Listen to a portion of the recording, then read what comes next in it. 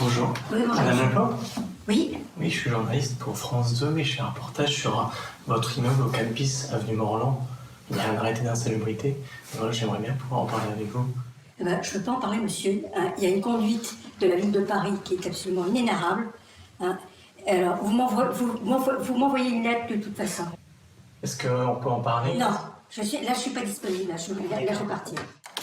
Parce que là, il y a quand même des gens qui vivent dans des conditions indignes avec des seaux sur les murs. Alors, il y a des gens qui ne payent pas le loyer. Il y a des gens qui ne payent pas le loyer depuis 5 ans. Parce qu'il y a un arrêté. Parce qu'il y a eu un arrêté de péril qui a été pris pour un truc qui concernait la cave, où il n'allait pas et qui était très léger. Vous avez été condamné, la copropriété du 4 a porté plainte et vous avez été condamné.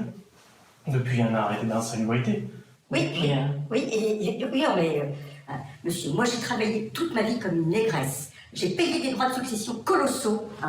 Je vis comme une malheureuse, je ne vais pas partir en vacances depuis 5 ans. Alors je trouve que me faire des leçons, c'est beaucoup de choses. Donc vous allez faire des travaux. Monsieur, effectivement, si personne m'enquiquine, je vais faire des travaux. Même à l'intérieur des logements? Certains travaux à l'intérieur du logement, oui. C'est prévu pour bientôt? Cela ne vous regarde pas, monsieur. Voilà. Mais si elle ne fait pas les travaux rapidement, elle risque l'expropriation par la mairie. Le 4 bis boulevard Morland fait pourtant l'objet d'un arrêté d'insalubrité depuis 7 mois. C'est écrit noir sur blanc. Les parties communes générales de l'immeuble constituent un danger pour la santé des personnes qui l'occupent. La situation n'est pas nouvelle.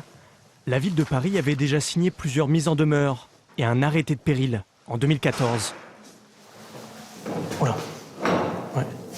Ça, déjà, ça tient pas très bien.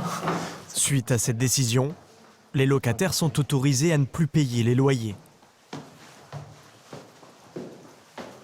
L'immeuble semble quasiment à l'abandon depuis 10 ans.